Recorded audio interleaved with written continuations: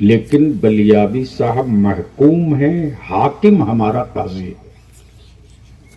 काजी का मनसब बहुत ऊंचा होता है। ये इस्लामी अदालत के चीफ जस्टिस हैं। और जिस कौम के पास डिसिप्लिन न हो, वसूल मानने का हुनर न हो, वो कौम कीड़े मकोड़े से बदतर हो। आपने महसूस किया? मुफ्ती जुबैर साहब आपके रहमतनगर में नहीं आए हैं। बलियावी साहब का आना जाना ये कोई हैरत की बात नहीं है। इस्लामिक अदालत का हाकिम आपके दरवाजे आया है, ये आपको महसूस करना चाहिए। और हम सबों के बुजुर्ग आलिम दीन जिनके खिदमात रोज़े रोशन की तरह आया है, हजरत अल्लामा मौलाना अशाह शमसुल हक साहब रशीदी,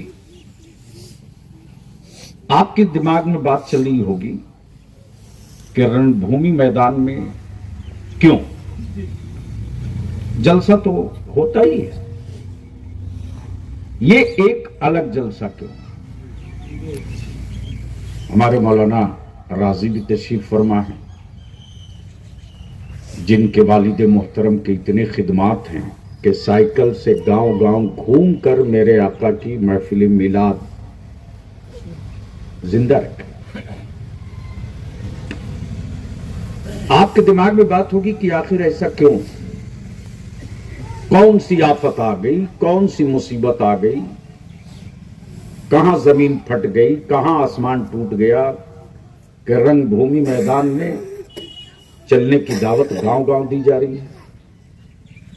तो 4 पॉइंट। पहला पॉइंट यह है कि आज हमारे बच्चे हमारे मुल्क में लावारिस जानवर बन गए हैं। कोई कभी चाहे हमारे बच्चों की मॉब लिंचिंग कर देता, हम चुप हैं। कोई कभी भी हमारे बच्चों को दहशतगर्द कह करके बगैर किसी सबूत के जेल में डाल देता, हम चुप हैं। कोई कभी भी एक पन्ने का कागज लेकर मेरी मस्जिदों के नीचे अपना माबूद ढूंढने लगे, हम चुप हैं।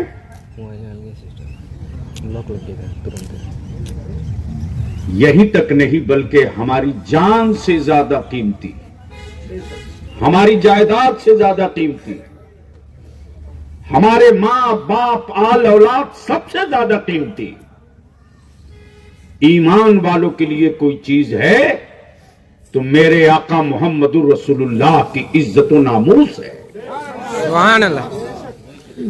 अगर उनकी इज्जत नहीं तो हम कहां हैं? लेकिन सत्ता के पाले हुए गुंडे, संविधान और आईन की धज्जियां उड़ाने वाले मुट्ठी भर आवारा लोग रोज मेरे आका की हर महीने 2 महीने पर तौहीन करते, इज्जत पे हाथ डालते, और जब हमारे बच्चे सड़कों पर निकलते तो गोलियों से मार दिया जाता। एक सेकुलर कहलाने वाली पार्टी की औकात नहीं है कि पार्लियामेंट में कहे कि लाओ साहब कोई कानून बना दो। क्या हमारे बच्चे लवारिस जानवर हैं? क्या हमारे बच्चे हिंदुस्तान के शहरी नहीं हैं? क्या मेरे बाप दादा परदादा हमारे खानदान के बुजुर्गों ने मुल्क की आजादी की जंग नहीं लड़ी है? इसी दिन के लिए, इसी दिन के लिए जिसको जो जब जी चाहे वो कर ले, आखिर कब तक? भारत का दलित भाई जाग गया। औकात है किसी की कि किसी दलित भाई के बेटों पर हाथ डाल दे, उनकी जमीन मकान पर हाथ डाल दे, उनके हक हिस्सा पर हाथ डाल दे? औकात है किसी की? नहीं। इसलिए कि दलित भाइयों ने संघर्ष किया, जंग लड़ी, तो उनको दलित एक्ट दे करके उनके जान, माल, इज्जत, आबरू की सुरक्षा की गारंटी दी गई। हमने क्या किया? ताबेदारी शरिया ने महसूस किया कि हमारी लड़ाई हमें खुद लड़नी होगी। अपने आका की इज्जत के नामूस की लड़ाई हमें खुद लड़नी होगी। अपने बच्चों के मुस्तकबिल की जंग हमें खुद लड़नी होगी। तब 2022 में बिहार, झारखंड, बंगाल, उड़ीसा, हम पूरे देश का ठेका नहीं ले सकते। 4 स्टेट को टारगेट करके उलमाए कराम की एक बैठक बुलाया, रखा। सारे आलिमों ने तैयारी की और एक साथ एक आवाज होकर कहा कि हम तैयार हैं, लड़ेंगे। हमसे ज्यादा मजबूत चैनल किसके पास है जी? हमसे ज्यादा स्ट्रांग प्लेटफॉर्म किसके पास है? सिर्फ मस्जिदों का इमाम अपने नमाजी को लेकर निकल जाए तो भारत का चक्का जाम कर सकते हैं। सुभान अल्लाह। सांस लेना मुश्किल कर देंगे, पत्ता नहीं हिलने देंगे। लेकिन हमारे ये जो नौजवान है, ये मायूस हो चुका है। हमारे बच्चे मायूस हो चुके हैं। हमारे बच्चों में क्वालिटी नहीं है, हमारे बच्चों में ऊर्जा नहीं है, सब कुछ है, लेकिन हमारी औलादों के, हमारे बच्चों को पीठ पर खड़ा होने वाला गार्जियन नहीं। लेकिन इदारे शरिया अब अपने बच्चों की पीठ पर पूरी ताकत के साथ खड़ा हो चुका। सुभान अल्लाह। तब इदारे शरिया ने तय किया कि हम संघर्ष करेंगे। 2 कानून बना दो, 2 कानून।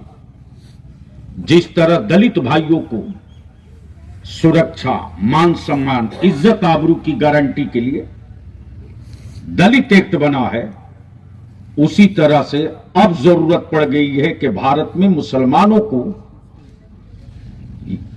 भरोसा और एतमाद बहाल करने के लिए उन्हीं धाराओं के साथ, उन्हीं कानूनों के साथ मुस्लिम सेफ्टी एक्ट बना दिया जाए। सुभान अल्लाह।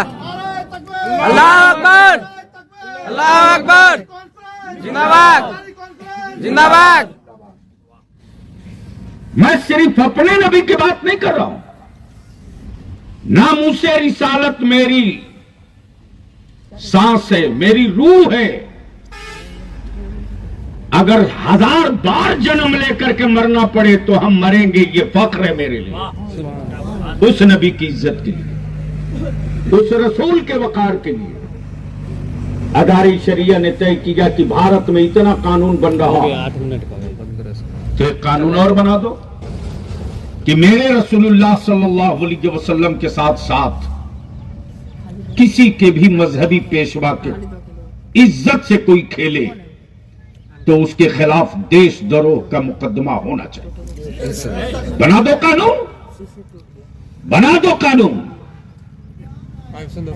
तीसरी बात, 1947 में, गौर से सुनना इसको मेरे नौजवानों, और फैलाओ इसको सोशल मीडिया में पूरी ताकत के साथ। डर के मत जियो। भारत का संविधान और भारत का न्यायालय है तुम्हारी पीठ पर, डरो मत, संघर्ष करो। जिंदा कौमें बहुत दिनों तक इंतजार नहीं करती, मरा हुआ जिस्म कांधे का इंतजार करता है, जिंदा इंसान कांधों का इंतजार नहीं करता। अगर मरे नहीं हो तो 2 तारीख को इकट्ठा हो जाओ और इकट्ठा होकर बता दो कि हम कांधों के मोहताज नहीं हैं, अभी हम जिंदा हैं। अल्लाह अकबर, या सल्लल्लाह, या रसूल अल्लाह। ये 3 कानून बनाने की बात है। बहुत गौर से सुनना ये जो मैं बात कहने जा रहा हूं। 1947 में, कब? पढ़ा करो। बाप ने अगर महंगा मोबाइल खरीद के दिया है तो सिर्फ चीटिंग मत करो, पढ़ो, संविधान पढ़ो, अधिकार पढ़ो, अपनी हैसियत पढ़ो, मुल्क की आजादी में बाप दादा की जो कुर्बानी है उसे पढ़ो और अपने साथियों को भी पढ़वाओ, ताकि हमारे बच्चों के अंदर में जो मायूसी है ये बादल छट जाए। हमारे बच्चे सीना ठोक कर कह सके कि तुम्हारे बाप का उतना खून नहीं गिरा है जितना मेरे बाप का खून गिरा है। ये मायूसियां दूर करनी होगी।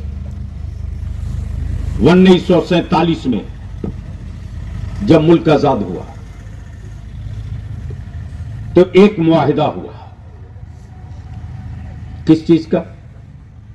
मुल्क बंटते वक्त एक मुआहिदा हुआ, पाकिस्तान से भी इंडिया से भी, कि दोनों मुल्कों में मंदिर, मस्जिद, गिरजा, गुरुद्वारा, कलीसा, किसी भी धर्म का जो मजहबी मकामात है उसमें किसी तरह की कोई चेंजिंग नहीं की जाएगी। ये 1947 का एग्रीमेंट है, मुआहिदा है। बाबरी मस्जिद को छोड़कर, चूंकि बाबरी मस्जिद का केस 1935 में शुरू हो चुका था, तो जब मुआहिदा हो चुका, एग्रीमेंट हो चुका और 1991 में एक कानून बन गया कि किसी भी हालत में, किसी भी कीमत पर 1947 के मुआहिदे को बरकरार रखा जाएगा। फिर ये अदालतों में इंसाफ बेचने वाले हरामखोर, क्या पावर है इनको? जज सिर्फ जज है, कानून नहीं बनाने का पावर नहीं है। तो जब 1991 में कानून बन गया तो 1947 की जो पोजीशन है वही बाकी रखी जाएगी। तो फिर एक पन्ना कोई लिख के दे दे और आप तुरंत सर्वे का ऑर्डर दे दें, नहीं चलेगा, किसी कीमत पर नहीं चलेगा और किसी सांस में नहीं चलने देंगे। इसलिए कि एक बाबरी मस्जिद चली गई, अब दूसरी कोई मस्जिद जाने नहीं देंगे। सुभान अल्लाह, अल्लाह अकबर, या रसूल अल्लाह, जिंदाबाद। इसलिए जरूरत पड़ी है। कल छपरा में था, परसों, उससे पहले झारखंड में था। हजारों की नहीं लाखों का जन सैलाब उतर रहा और इसी बीच से मेरी कौम में, मेरी कौम में, मेरी औलादों में ईमान वालों की बिरादरी नहीं होती, ईमान वालों का इलाका नहीं होता, नबी वालों का एक मुल्क नहीं होता है। अल्लाह की सारी जमीन, और जिसने पढ़ लिया ला इलाहा इल्लल्लाह मुहम्मदुर रसूलुल्लाह, वही मेरी बिरादरी है, सुभान, वही मेरी कम्युनिटी है। इसलिए मैं आपसे गुजारिश करूंगा कि उस रणभूमि मैदान में आपके बीच एक प्रस्ताव आएगा कानून बनाने का, हिस्सेदारी का। बिहार हुकूमत से भी हमारे डिमांड है, बिहार हुकूमत से भी हमारा मुतालबा है। आपने बहुत काम किया, ठीक है, शुक्रिया, लेकिन जो बकिया काम है उसको भी पूरा कीजिए। आबादी के हिसाब से हमारे बच्चों को सर्विस नौकरी में हिस्सेदारी दीजिए। जो उर्दू टीटी का काम पेंडिंग में पड़ा उसको भी बहाल कीजिए। जो 2459 मदरसे का बकिया पेंडिंग है, जिसको इमदाद नहीं मिल रहा, उसको भी कीजिए। हमारी रिश्तेदारी किसी से नहीं। हां, ये मैं जानता हूं कि मेरी कौम बड़ी भोली है। हजरत काजी साहब एक चाय पिलाकर किसी को भी कोई गाली दिलवा सकता है। अब वो काम आसानी से लोग कर लेते, समझेंगे नहीं कि बलियाबी कर क्या रहे हैं, मुफ्ती जुबैर साहब कर क्या रहे हैं। बस एक चाय पिलाया, बजना चालू। ऐसे लोगों का टेटुआ पकड़ के साउंड कम करो, कम करो, बहुत हो चुका है। 5,80,000 मुस्लिम आबादी है आपके पूर्णिया लोकसभा में। कितना? 5 लाख। लेकिन आपका बेटा एमपी नहीं बन सकता, इसलिए कि आप मायूस हो चुके हैं, आप बुझ चुके हैं, और ये तारीख बुझे हुए दिया को फिर से जलाने का मुहिम है, ताकि हमारे बच्चे सीना ठोक कर खड़ा हो सके।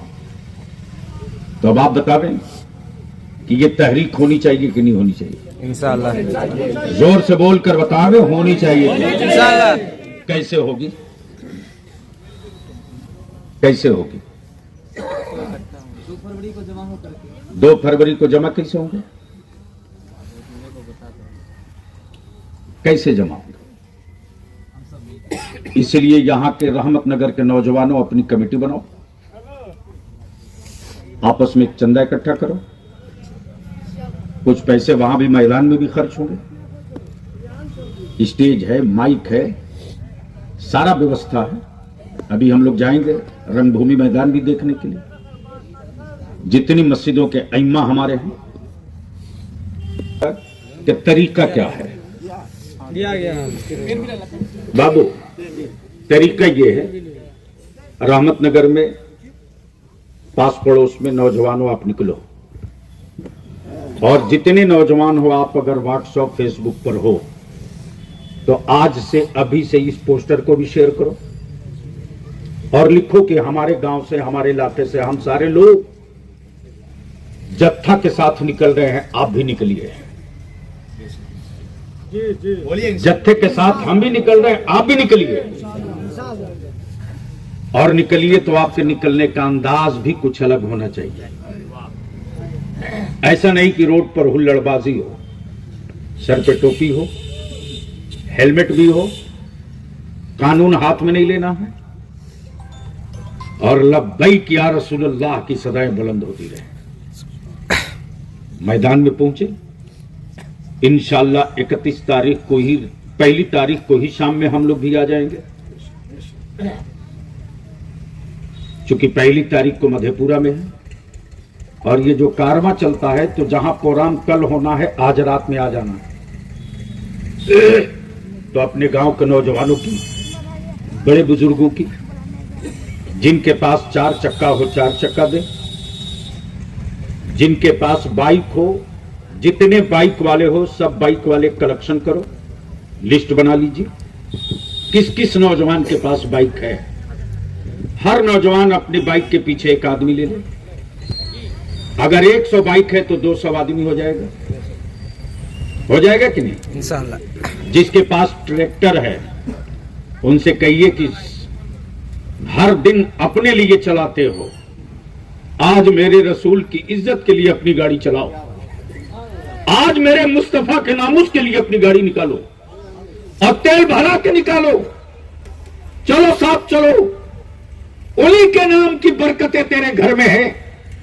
अगर उनकी इज्जत नहीं रही तो तुम रहकर क्या करोगे?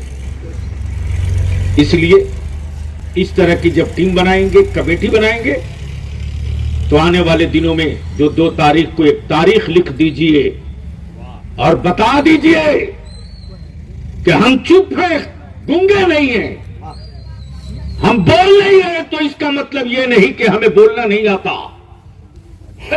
हम राख के नीचे दबे हैं, अभी बुझे नहीं है। एक हल्की सी हवा का इंतजार है, हमें शोला बनने से कोई नहीं रोक सकता। इसलिए इन्हीं चंद जुमलों के साथ, चंद अल्फाज के साथ, इस यकीन और एतमाद के साथ, इस भरोसे के साथ मैं गुजारिश कर रहा हूं कि 12 रबीउल अव्वल में अकीदत के लिए निकले थे, 2 फरवरी को अपनी नस्लों की जरूरत के लिए निकलिए और बता दीजिए कि अकीदत भी जिंदा है और जरूरत का एहसास भी है। हम नहीं लड़ेंगे तो आने वाले दिनों में हमारे बच्चों का किसी चौक चौराहे पर टोपी दाढ़ी के साथ खड़ा होना मुश्किल होगा। और अगर हम लड़ देंगे, आप लड़ देंगे, तो 50 साल तक हमारी औलादों को कोई आंख दिखाने वाला पैदा नहीं होगा। तो अब आप बताएं, ये काम होना चाहिए कि नहीं होना चाहिए? होना चाहिए कि नहीं होना चाहिए? तो कैसे होगा? रहमत नगर में कितनी बड़ी आबादी है? बहुत बड़ी आबादी है अल्हम्दुलिल्लाह। इसी जगह से तो यहां सुबह सवेरे 8 बजते बजते यहां से काफिला निकल जाए। घरों में कह दीजिए माँ बहनों को कि रात को ही सब्जी बना दो, सुबह रोटी बना के खिला दो। और आप तो मेजबान की भी हैसियत रखते हैं। जो आपके पक्षों की तरफ से मुसलमान आएंगे, जो जत्था आएगा, तो जाहिर सी बात है वो मेहमान होगा, आप मेजबान होंगे। तो इस चौराहे पर अपने गांव की तरफ से एक चाय का स्टॉल भी लगा दो और लिख दीजिए, मेरे आका की इज्जत और नामूस की जंग लड़ने के लिए आने वालों का इस्तकबाल है। उतरो, चाय पानी पी कर जाओ, इसलिए कि तुम मेरे मेहमान भी हो, तुम मेरे भाई भी हो। आने वालों को खुशी होगी और एहसास होगा कि हम अपने आका के नामूस का झंडा लेकर निकले थे, तो रहमतनगर वली टोला के लोगों ने इस्तकबाल किया है। और जितने नौजवान पार्टी लोग हो, खाली लालू जी का, नीतीश जी का, राहुल जी का बैनर लगाओगे? हैं? वहां तो बैनर लगा करके भी दरी बिछाते हो, वहां तो गाड़ी में तेल भरवा करके पब्लिक ढो के ले जा करके भी स्टेज पर नहीं चढ़ पाते हो। लेकिन मेरे आका के नामूस के लिए अगर आपने बैनर लगाया, तो महशर के दिन हम बोले न बोले, वो अल्फाज बोलेंगे। इसलिए जो भी नौजवान है, अपनी अपनी तरफ से बैनर लगाओ और उस बैनर में जो एजेंडा है उसको डाल दीजिए, एजेंडा डाल दीजिए। यह भी एक प्रचार का तरीका है। और जो प्रस्ताव उस मैदान में पेश किया जाएगा, उस प्रस्ताव की कॉपी दूसरे दिन कलेक्टर साहब के जरिए भारत के राष्ट्रपति को, भारत के प्रधानमंत्री को, बिहार के चीफ मिनिस्टर को और बिहार के गवर्नर को एक डेलीगेशन मिलके जाके देगा। अल्हम्दुलिल्लाह बेपनाह खुशी है कि इदारे शरिया ने जब ये जंग छेड़ी है, तो भारत सरकार में मॉब लिंचिंग के खिलाफ कानून बनाने की बात चल पड़ी है। काजी साहब किबला, ये आपकी तहरीक का पहला असर हुआ है। चर्चाएं शुरू हो चुकी हैं। पेच इस पर फंसा है कि 2 आदमी मिलकर मारे, 3 आदमी मिलकर मारे या 150 आदमी मिलकर मारे, मॉब कितने लोगों को माना जाए। तो उसमें मेरी तरफ से सुझाव गया है कि जहां 3 आदमी होता है उसको जमात मान लिया जाता है। अगर 3 आदमी किसी को मिलकर मारे तो उसको मॉब लिंचिंग मान लीजिए। इसलिए लड़ाई तो होगी और ये टेक्निकल लड़ाई है। तो मैं उम्मीद करता हूं इस यकीन के साथ कि जब इस कड़ाके की ठंड में, कोहरा में और कुहासा में आप मीटिंग में इतनी बड़ी तादाद में जमा हैं, तो आने वाले दिनों में सर जोड़कर बैठिए और किसी भी पार्टी में आप रहिए। हमें पार्टी पौवा से मतलब नहीं है, हम आपसे वोट मांगने नहीं आए। किसी पार्टी में रहिए, लेकिन मेरे मुस्तफा का बनकर रहिए। किसी भी पार्टी में रहिए, मेरे नबी का बनकर रहिए। इनका बनकर रहिएगा तो हर जगह इज्जत होगी। इनको छोड़ दीजिएगा तो न दुनिया में कोई आपको पहचानने वाला मिलेगा, न महशर में पहचानने वाला मिलेगा। इसलिए जब सियासी पार्टियों के लिए पॉकेट ढीला करने में देर नहीं लगती, तो इसी नाम की बरकतों से आगे आपको जगह मिलेगी। इसलिए निकलिए और सिस्टमेटिक ढंग से बड़े बुजुर्गों को पहले बैठा लिए गाड़ी में, और ये काम नौजवानों का होना चाहिए कि जितने बड़े बुजुर्ग हैं पहले उनको गाड़ी में बैठा लें। यहां से कई किलोमीटर रंगभूमि पड़ेगा? 3 किलोमीटर।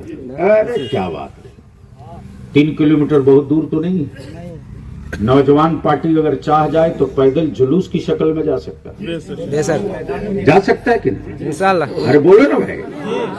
मैदान की निगरानी जो है ना लोगों को देना चाहिए, क्योंकि यही लोग मुतहर्रिक है ज़्यादातर, ऐसा बताया गया। तो अब इसमें ऐसा कर लीजिए हजरत काजी साहब, कम से कम मेरा नहीं है। हाँ, वो एक टीम बन जाए और उसमें अभी हम लोग चलेंगे। एक मेडिकल काउंटर भी वहां होना चाहिए फर्स्ट ट्रीटमेंट के लिए।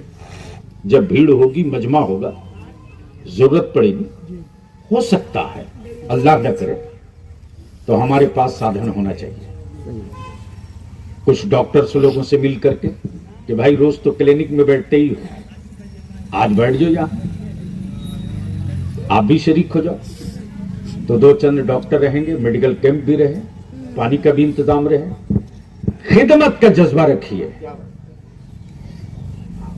हमको अगर कोई कहता है कि बलियावी साहब पानी पिलाना है, तो दिल से रूह से खुशी मिलती है कि हमको आज एक खिदमत का मौका मिल गया है।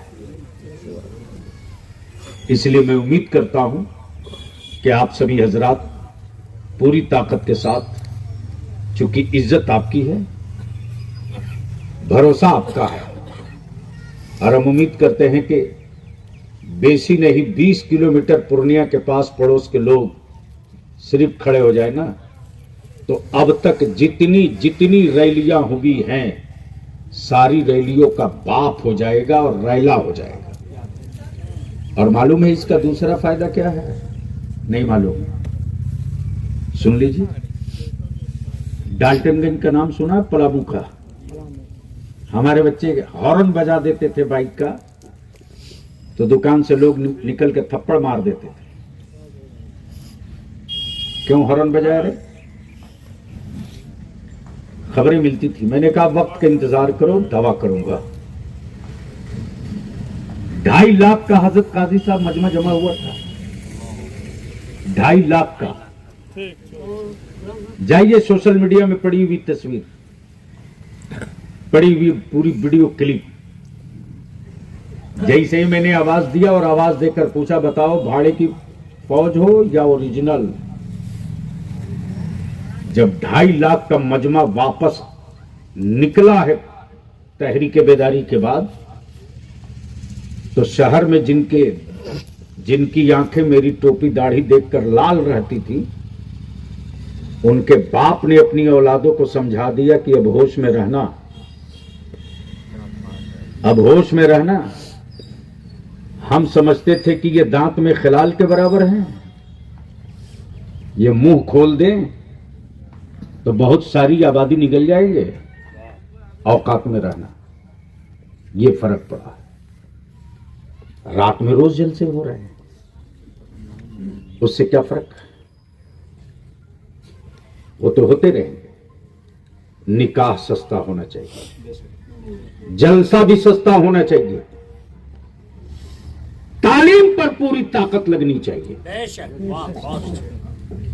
जमीन बेच बेच करके अपनी औलादों का सौदा करने लगे हम। इन सारी चीजों पर रोकथाम के लिए जब तक समाज नहीं उठेगा, हर रोज मेरी बेटियां गैरों के घर जा रही हैं। किसको दर्द है? किसको फिक्र है? हम अपने उलमा से विनती करके हाथ जोड़ के अर्ज करेंगे, हर दौर में आलिमों को ही लड़ना पड़ा है, आगे भी आलिमों को ही लड़ना।